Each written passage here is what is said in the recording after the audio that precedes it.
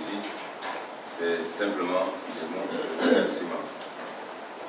De remerciement parce que je vois le nombre que vous êtes venus répondre présent justement à ce travail, que nos collaborateurs de Dakar sont venus pour nous épauler.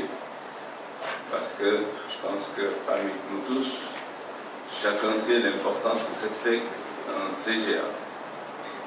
Le CGA a existé au niveau de la Chambre de commerce avant même l'arrivée de notre équipe.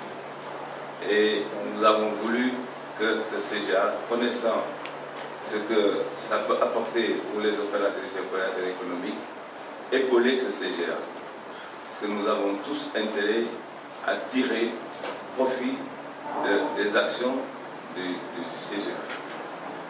Et donc, je vous remercie, opératrices, opérateurs économiques. Remercier aussi nos parents qui sont venus de Dakar, M. Diallo. C'est l'initiateur, en fait, de la création de ce CGA, M. Dien, qui a toujours œuvré justement pour essayer l'installation de ce CGA. M. Ndoye, qui n'est pas présent, mais il va venir peut-être après-demain, justement dans le cadre de la formation et du renforcement de notre CGA.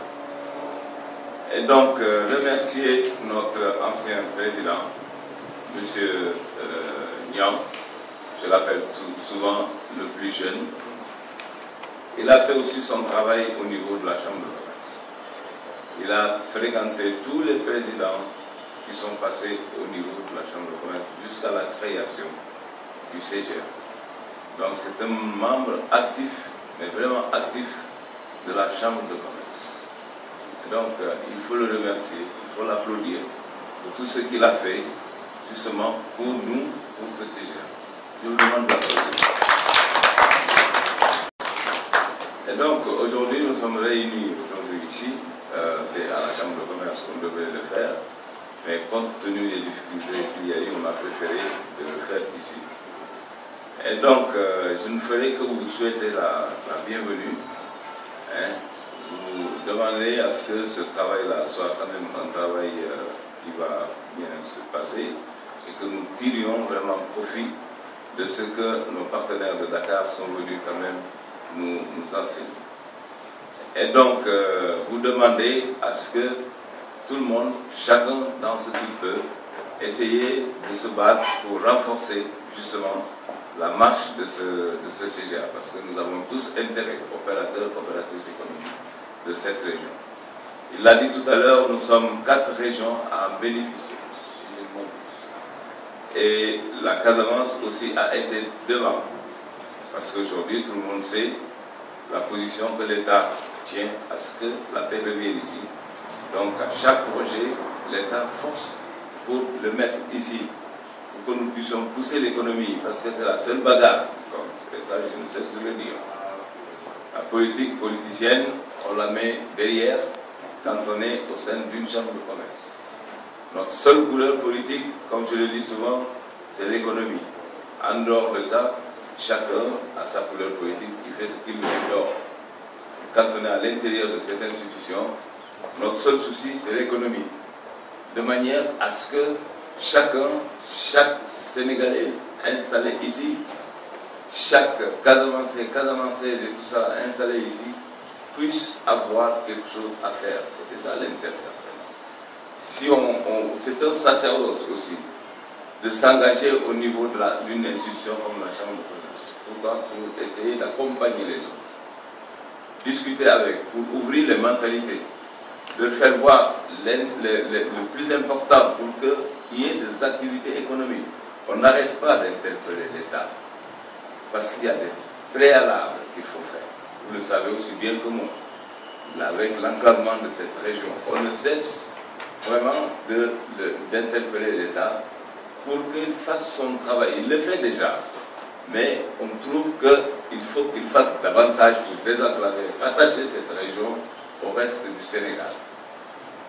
Il y a quelques temps, ça, vous avez suivi ce qu'il y a eu ici comme souci avec le transport routier.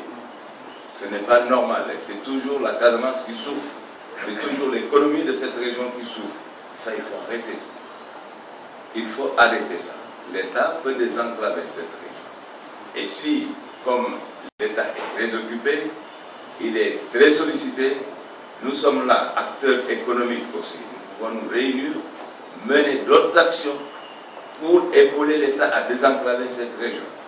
C'est valable sur le point de vue aérien. Nous pouvons aussi, avec la coopération décentralisée, nous impliquer dans l'aérien et désenclaver cette région. Avoir des avions de manière à ce que les touristes, à ce que nous puissions aller à Dakar ou ailleurs avec un avion sans payer trop cher. Et c'est ça, pour remonter l'économie, ou alors que l'État mette en place, qu'ils agrandissent les pistes d'aéroport, de manière que les gros porteurs puissent atterrir et amener ailleurs nos produits, nos productions. C'est-à-dire on demande souvent à nos populations de se mettre au boulot. Mais il y a un moment, elle en a marre, la population.